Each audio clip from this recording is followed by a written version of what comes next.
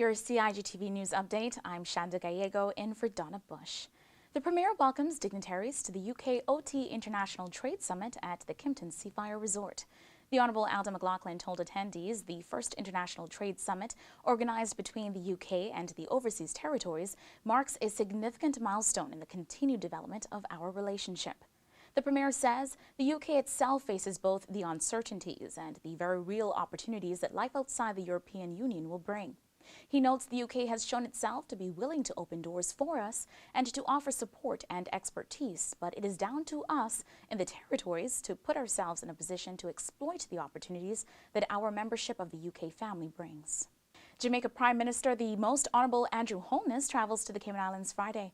Mr. Holness plans to attend a Cayman cultural celebration at Pedro St. James Friday and participate in weekend celebrations of the 60th anniversary of the first written constitution of the Cayman Islands.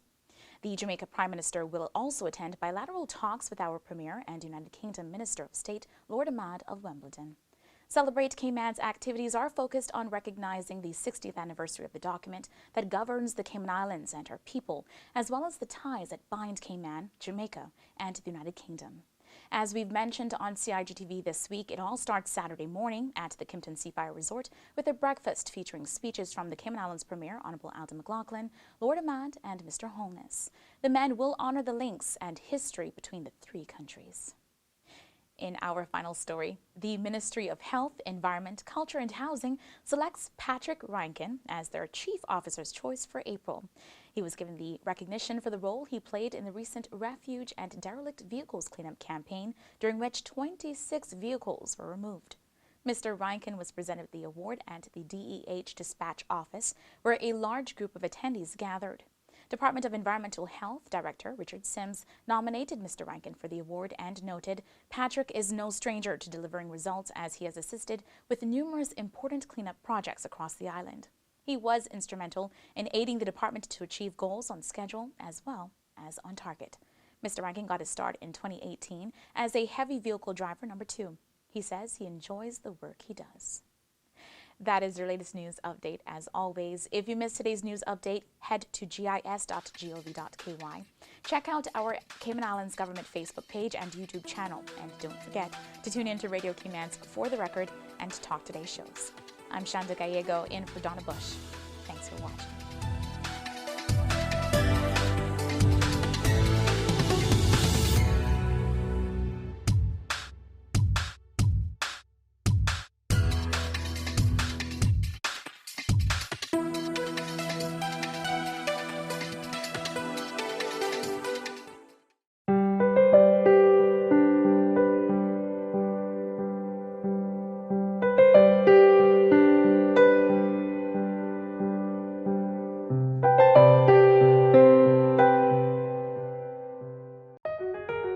Did you know that planning permission is required for a shed? Did you know you should check with the department as a planning and permit application may be required?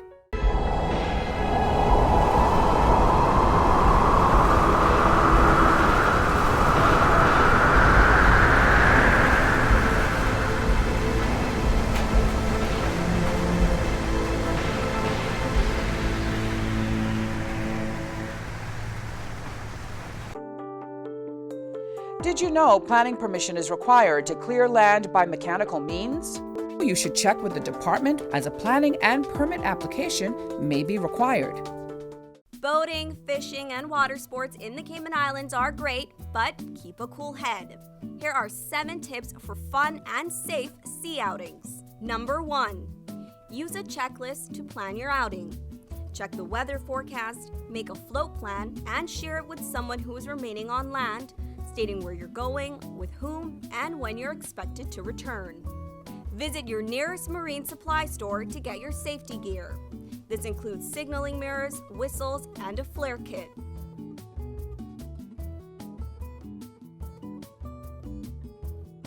It's also very important to have onboard flotation devices and life vests for each person. There are different types of vests. Some are for water sport activities such as snorkeling, and others are for going on offshore boating or on fishing trips. Number 2. These items can be lifesavers in case of an accident or bad weather. Number 3, use a motor kill switch, especially if you're boating alone. In case of a leak or breakdown, always stay with the boat until help arrives. If you capsize, an emergency beacon or locator device can send a distress signal to inform the authorities of your location. Larger flares will indicate distress to a boat, airplane, or search and rescue officials. Number 4. In addition to sunscreen, food, and beverages, it would be smart to have a cell phone. Make sure your marine radio works. Cayman boaters use Channel 16 to communicate. Number 5. Also, don't forget your anchor and sufficient rope. Number 6. Boat operators should be familiar with the local waters and reefs, as well as the capabilities and functions of the vessels they are using. Always obey the rules of the sea and the marine environment, and have courtesy for others. Number 7. Alcohol and salt water do not mix, especially if you're the captain. Some useful contact numbers are 911. The RCIPS Marine Base is 649-7710, and the Port Authority is 949-2055. Smooth sailing, all!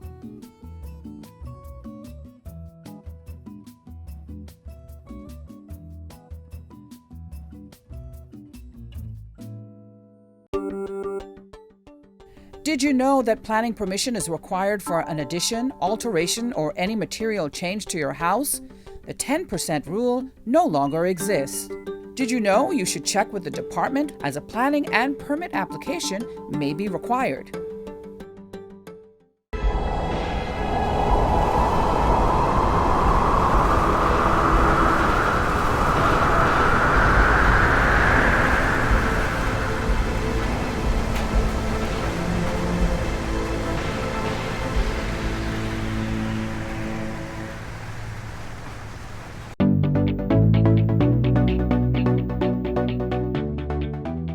I'm Jody Ann Powery. I'm the Police Media Officer with the RCIPS, and I'm here to give you some crime prevention tips on how to best protect your property. The first thing that we want to discuss is our points of entries. Let's start with the front door, and then we'll move on to the windows and the back doors or sliding glass doors. The first thing to consider is the front door. This particular front door has 2 deadbolt locks. One of these deadbolt locks are properly carpentered and the other is not. When your door is properly locked, you'll hear a click at the end and the deadbolts are not able to move. If it is slightly opened, then you can push the deadbolt back without having any restrictions. I'll now proceed to show you what your lock should look like when it is properly locked.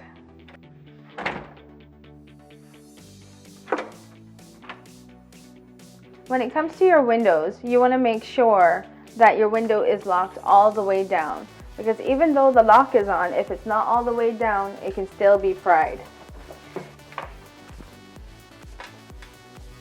The proper way to lock the window is to make sure that the window goes all the way down to the seal and then you pull across the lock.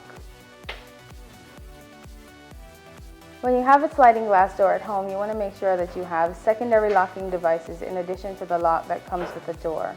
One of those can be a simple piece of wood that's jamming the doorway.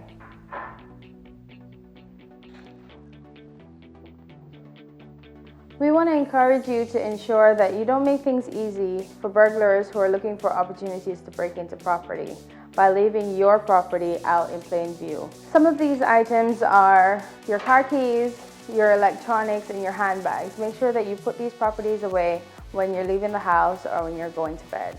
When you're going camping or if you're taking your family on a trip, you want to ensure that your property has some sign of life. This can be done by leaving a light on or putting timers on your lights. And we want to ensure that our family homes are safe. In order to do so, we encourage that people take the proper precautions by starting up neighborhood watches or encouraging family members or persons they trust to check on their properties while they're away.